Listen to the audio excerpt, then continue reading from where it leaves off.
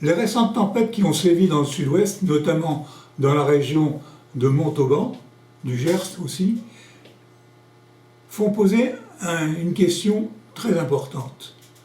Tempête ou catastrophe naturelle? La question, elle revient à chaque fois que là-haut, on met en route le grand ventilateur et que ça dépasse 100 km/h.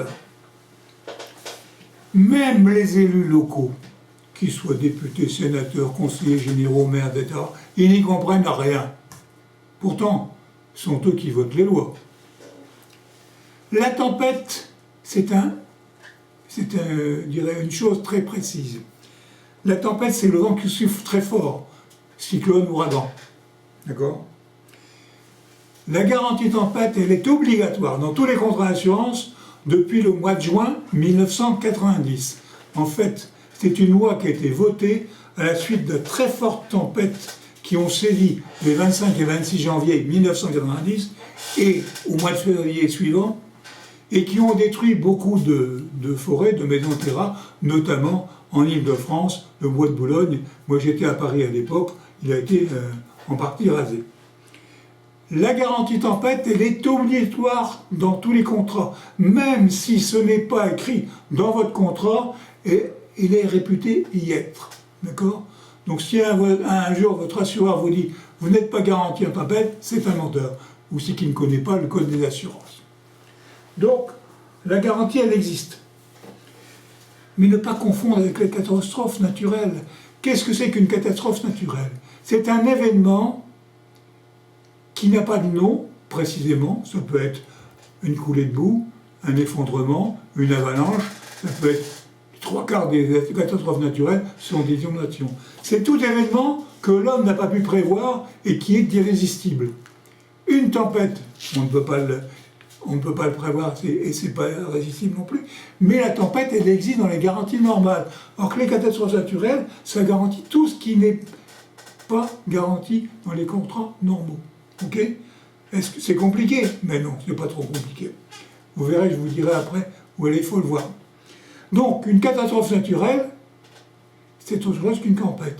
Et pour qu'une tempête puisse devenir une catastrophe naturelle, il faudrait que le vent souffle à plus de 145 km/h en moyenne pendant plusieurs heures, ou en rafale à plus de 215 km/h. Pour vous rassurer tout de suite, ça n'est pas arrivé depuis au moins plus de 20 ou 30 ans. Même les grandes tempêtes, le Taré-Martin de 1999, la tempête Cynthia, la tempête Klaus de 2009, n'ont pas atteint ces vitesses-là. Donc ce sont des tempêtes et non pas des catastrophes naturelles. Alors quand un élu dit on va demander l'arrêté de catastrophe naturelle, il fait une connerie. Pourquoi? Parce qu'il vaut mieux être indemnisé sur le régime des tempêtes que les catastrophes naturelles. Parce qu'en cas de nappe, la franchise est bien plus élevée. Surtout si la commune a déjà eu plusieurs catastrophes naturelles, il va y avoir des doublements, des triplements de franchise. Alors qu'en tempête, ça n'existe pas. Donc on arrête à chaque fois que le vent souffle de dire on va demander une catnat. Ce n'est pas votre intérêt.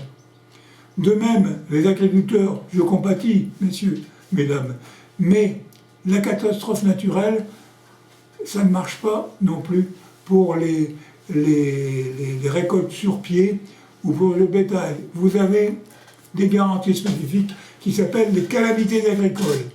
Et les tempêtes ne fonctionnent pas non plus pour les cheptels et les récoltes non rentrées.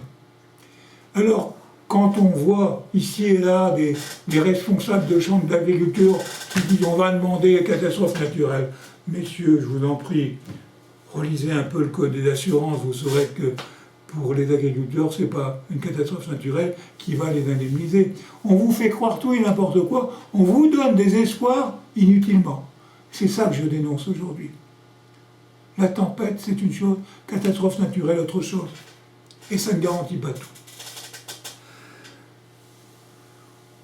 On parle aussi des déclarations de sinistres. À l'occasion de ces tempêtes du 31 août 2015, j'ai fait une revue de presse de toute la région du Tarn-et-Garonne, du Gers et de la Haute-Garonne. Et j'ai eu les cheveux qui sont restés dressés sur la tête pendant 3 jours. J'ai vu tout et n'importe quoi. on vous rappelle aussi que vous devez obligatoirement déclarer dans les 5 jours. Bon. Qu'est-ce qui est écrit dans le Code d'assurance? Effectivement, le Code d'assurance dit que le délai de déclaration d'un sinistre ne peut pas être inférieur à 5 jours. Ce n'est pas un délai maximum, c'est un délai minimum. Il faut savoir lire le français pour comprendre un contrat d'assurance. Par conséquent, ce n'est pas comme ça qu'il faut l'interpréter. D'autre part, plus loin dans le même article, qui est l'article 113.2 du Code de l'assurance, il est écrit toutefois, l'assureur ne pourra se prévaloir d'une déclaration tardive que s'il peut prouver qu'il a subi un préjudice du fait de ce retard de déclaration. Or, il ne peut jamais, ou pratiquement jamais, prouver qu'il a perdu de l'argent à cause de ça. Autrement dit, il ne peut jamais appliquer la déchéance pour déclaration tardive. Alors, madame, monsieur, si vous avez un sinistre, que vous ne l'avez pas déclaré dans les 5 jours, n'allez pas vous dire, tant pis, j'ai perdu de l'argent. Non, vous le déclarez, et moi je vous dis, vous avez 2 ans pour le réclamer. C'est le délai de prescription. Voilà, tout simplement. Une dernière chose, vous avez été sinistré.